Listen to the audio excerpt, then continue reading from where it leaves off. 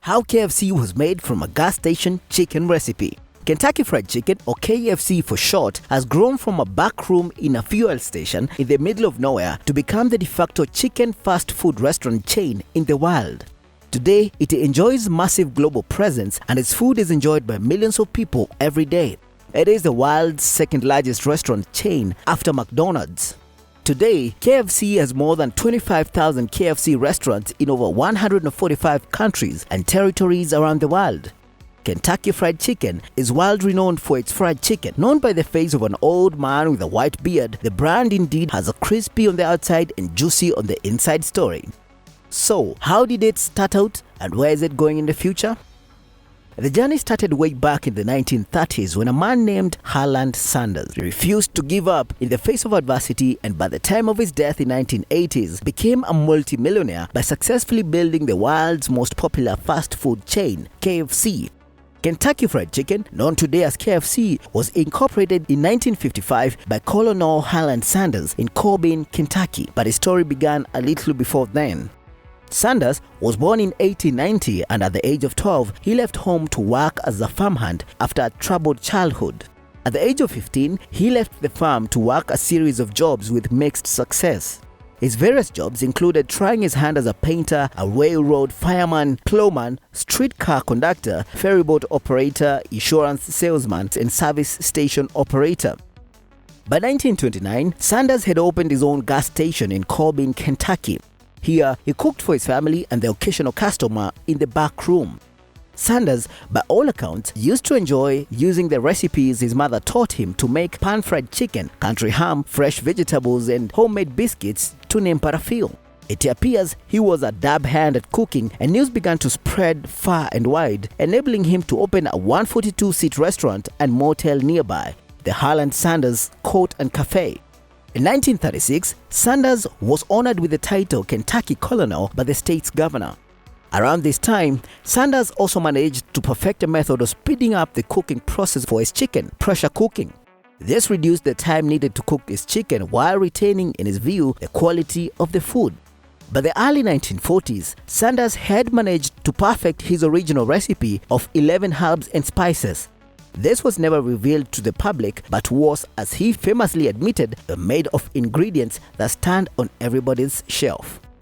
But the advent of the Second World War and gas rationing forced him to shut shop as tourism dropped off. The motel and cafe limped on, and after a brief uptick post-war, the planned construction of Interstate 75 in the 1950s that would bypass Corbin entirely threatened the future viability of his business. Colonel Sanders sold up and traveled to the United States to franchise his recipe to other restaurant owners. KFC, as we know it today, was born. In the early 1950s, Sanders began to sell franchises for his recipe after he was forced to close his own restaurant and motel. His first franchisee, Peter Harmon, owned a hamburger restaurant in Salt Lake City, Utah. Over the following 4 years, Sanders persuaded several other restaurant owners to add his Kentucky Fried Chicken to their menus. By this time, Sanders had retired and was living off his Social Security income and savings. Using some of his money, he incorporated and took his recipe on the road around the US. By 1963, Sanders' recipe was franchised to more than 600 outlets in the United States and Canada. Sanders had 17 employees and traveled more than 320,000 kilometers in 1 year promoting Kentucky Fried Chicken. He was clearing more than $300,000 before taxes, and the business was getting too large for Sanders to handle. He sold much of his business to a group of investors in 1964 and moved to Canada, where he lived until his death in 1980.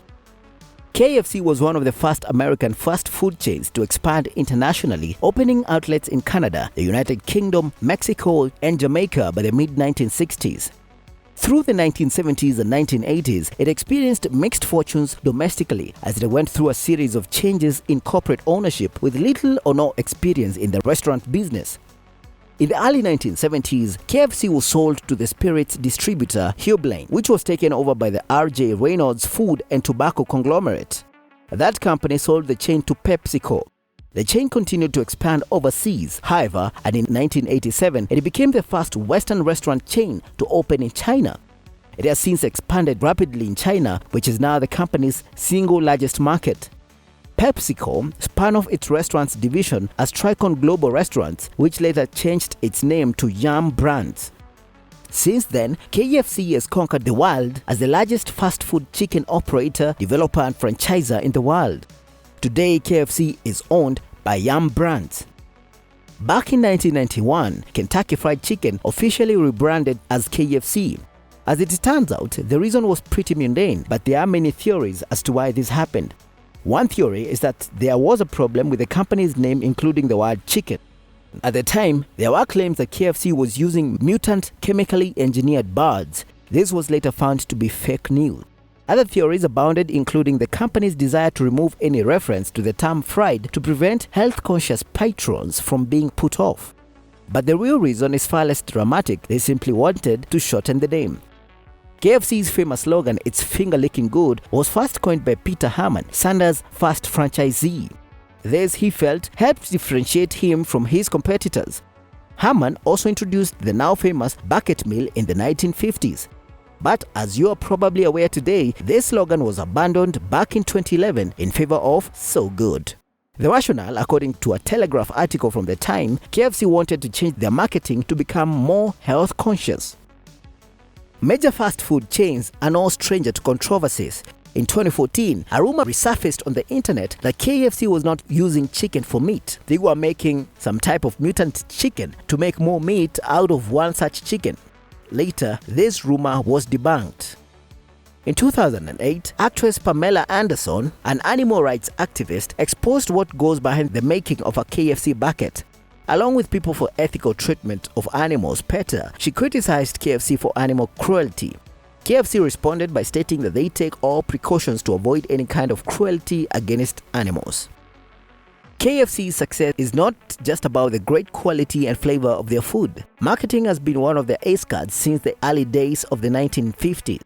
Back in 2017, in a fantastic piece of PR, KFC announced that they are launching a chicken sandwich into space. KFC's embrace of technology has been extended to the training of its staff.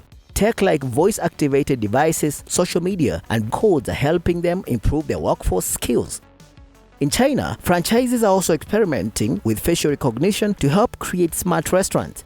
The idea is to remember customers' previous choices and create personalized options for them when they next visit. KFC all started with one cook, Colonel Sanders, who created a finger-licking good recipe more than 75 years ago, a list of secret herbs and spices scratched out on the back of the door to his kitchen. Today, the brand has more than 25,000 restaurants in over 145 countries and territories around the world. A true life-changing story.